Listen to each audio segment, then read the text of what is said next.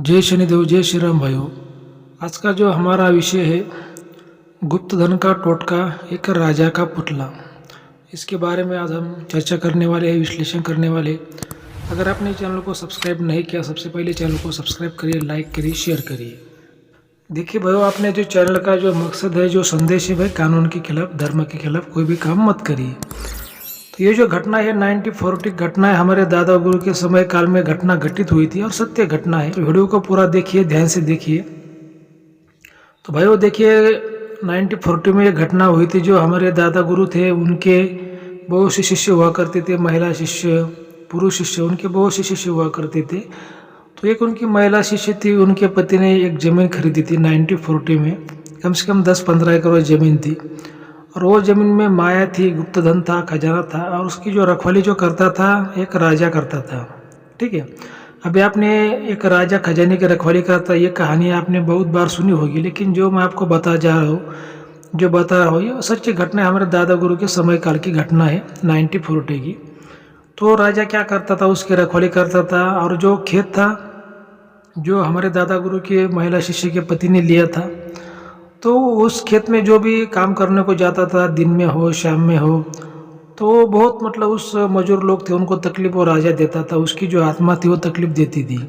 और रात के समय में तो वो खेत में किसी का रहना संभव ही नहीं था, क्योंकि जो राजा की आत्मा थी ऐसे लाइव लोगों के सामने आती थी, लोगों को डराती थी, उनके पीछे तलवार लेके वो आत्मा भागती थी। क्योंकि वो राजा की आत्मा को ऐसा लगता था कि उसका खजाना निकलने के लिए लोग आए। इसी वजह से वो जो खेत था बहुत से लोगों ने खरीद लिया, और बहुत से लोगों ने फिर से कम दामों में दूसरों को बेच दिया। और ऐसा ही जो हमारे जो दादा गुरु की जो महिला शिष्य थी, उसके पति ने वो कम दाम में उसको मिला था, तो उसने खरीद लिया था, लेकिन उसको उस खेत का राज पता नहीं था। और एक दिन क्या हुआ कि जो महिला शिष्य थी वो हमारे दादा गुरु के पास में आई, और उसने बोला कि गुरुजी, हमने जो खेत खरीदा है उसमें बहुत दिक्कतों का हमें सामना करना पड़ रहा है, और लोग बोल रहे हैं कि वहाँ पे ऐसा है वैसा है। लेकिन खेत खरीदने से पहले हमें पता नहीं था कि वहाँ पे ऐसी कुछ घटना है, ऐसी कुछ माया है, शक्ति है।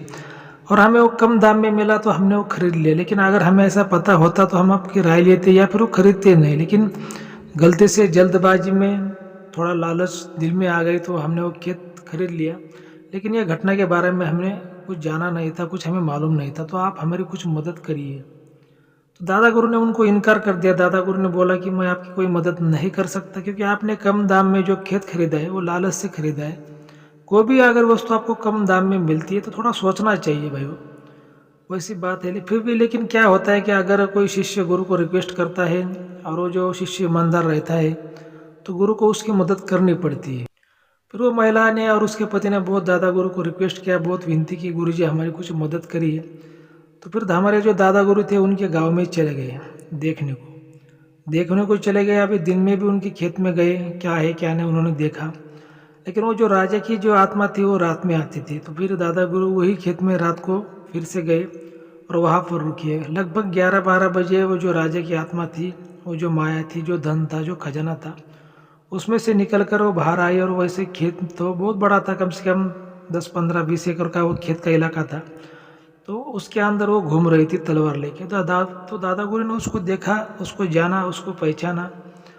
और दादा गुरु ने उसे बहुत पूछने की कोशिश की, जो आत्मा थी, कि तुम्हारी क्या इच्छा है क्या नहीं, और तुम इन लोगों को राहत दे दो, यहाँ से निकल जाओ, या फिर अगर तुम्हें यहाँ पर रहना भी है तो इन लोगों को तुम प्रॉब्लम मत दो। लेकिन वो जो आत्मा थी किसी भी बात को सुनने को नकार दे रही थी, और किसी भी बात में वो राजी नहीं हो रही थी। तो फिर दादा गुरु ने वो सब कुछ उस रात में जान लिया। और दूसरे दिन फिर दादा गुरु अपने घर पर लौट आए। तो वो जो फिर महिला पति पत्नी थे वो फिर से दादा गुरु के पास में आए। तो उन्होंने पूछा दादा गुरु से, गुरु जी क्या हुआ, क्या आप तो आपने सब देखा, तो इसमें क्या करना चाहिए। तो दादा गुरु ने बोला कि वो सालों सालों से वहाँ पे वो राजा का खजाना, वो आत्मा है, उसका कहना है कि वो 300 सालों से वहाँ पर है, उसका खेत है, उसके मालिक का खेत है। और आपने तो किताब भी लिया, तो क्या करो, इसको बेच डालो, जाने दो, छोड़ दो बात को, इसी विषय को बढ़ाना अच्छी बात नहीं होती। लेकिन जो फिर जो दादा गुरु की जो शिष्य थी वो बोलने लगी, रोने लगी, गुरु जी अभी अगर हम इसको बेचेंगे तो कोई लेगा भी नहीं, सब लोगों को मतलब मालूम हो गया, तो हमारा जो पैसा वेस्ट में जाएगा, कुछ करिए। हम पहले से इसमें से हमने बहुत 50% कर्जा निकाला है, और कर्जा लेके कुछ घर का पैसा लेके हमने खेत खरीदा है, तो हम तो बर्बाद हो जाएंगे, सुसाइड कर लेंगे, आप कुछ ना कुछ तो करिए। तो इसके बाद में फिर दादा गुरु ने सोचा कि ये जो आत्मा का भी जो कहना है वो बिल्कुल सच है कि वो 300 सालों से वहाँ पर रह रही है, और ये जो लोगों ने जो खेत लिया है तो अभी लिया है, उसका भी कहना बिल्कुल सही है। लेकिन कुछ ना कुछ तो रास्ता इसमें निकलना पड़ेगा। जो हमारे दादा गुरु थे उनके पास में इंद्रजाल विद्या और नारायणी विद्या भी थी। बहुत बड़े तांत्रिक थे, महाराज थे, पंडित थे। वो सब जानते थे कि अगर कोई व्यक्ति अगर सीधी बात से नहीं मानता तो फिर साम दंड भेद से भी बात को मनवानी पड़ती है, और धर्म कार्य के लिए कुछ भी किया जाता है, उसमें कोई पाप नहीं है। तो दादा गुरु हमारे जो थे बहुत होशियार थे, और उनके साथ में और भी 2 उनके शिष्य हुआ करते थे। उन्होंने एक स्पेशल, एक को इंद्रजाल विद्या और एक को नारायणी विद्या उन्होंने दी थी, और दादाजी के पास में दोनों भी विद्या थी। तो दादा गुरु और जो उनके जो 2 शिष्य थे उनको लेकर दादा गुरु उस खेत में चले गए। अभी देखिए भाइयों, आप सब लोग जानते हो कि ये जो राजा की जो आत्मा थी, राजा महाराजों का हर किसी न किसी बात का जो शौक़ है रहता था पहले ज़माने में, आप सब लोग जानते हो। तो ये वैसी बात है कि दादा गुरु ने उसकी जो इच्छा है, उसके जो शौक़ है, उसको दादा गुरु ने पहचान लिया। व्यक्ति चाहे जिंदा रहे चाहे मर जाए, लेकिन जो उसका शौक़ है, जो उसकी इच्छा है, वो कभी ख़त्म नहीं होती। क्योंकि देखिए कि जो हमारी जो इच्छा होती है, जब हम मरने के समय में जो भी हमारी जो इच्छा बाकी रहती है, उसी इच्छा को लेकर हमें फिर से जन्म लेना पड़ता है। वही इच्छा हम पूरी करने की कोशिश दूसरे जन्म में करते हैं।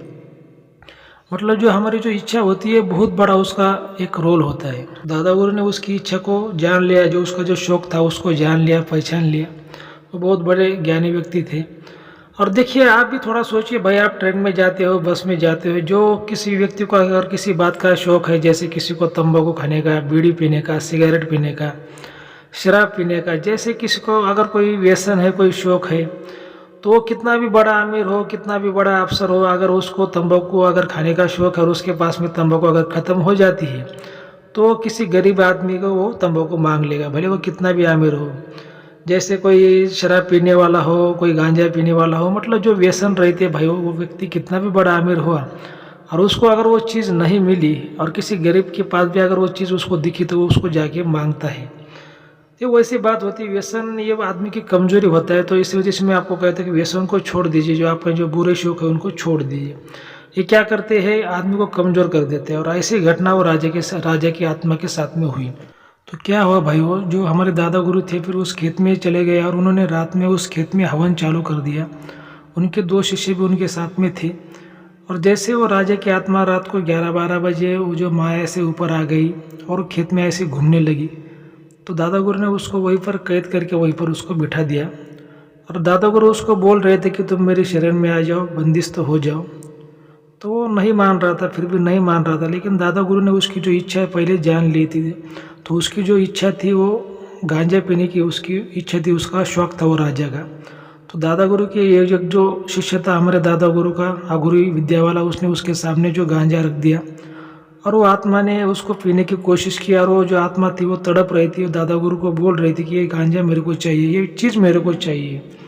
तो उसी समय दादा गुरु ने उससे वचन ले लिया और उसको वो दे दिया। उसी जगह पे आत्मा कैद हो गया और दादा गुरु के शरण में आ गई। और फिर दादा गुरु ने उसको बंदिस्त कर लिया और कहीं दूसरी जगह पे छोड़ दिया।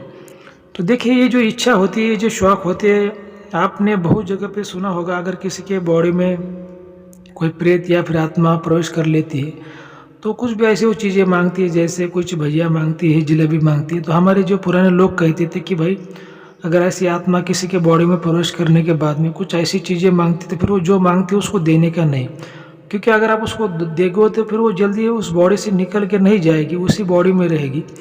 ये वैसी बात होती है कि जो इच्छा होती है, जो शौक़ होते हैं, चाहे इंसान हो चाहे आत्मा हो, प्रेत हो, वो जीने के बाद भी वो नहीं छोड़ते। जो उनकी इच्छा है वो वैसी ही कायम रहती है और उसी इच्छा के कारण उनको फिर से दोबारा जन्म लेना पड़ता है और सालों साल इस जन्म मृत्यु के फेरे में उनको भटकना पड़ता है।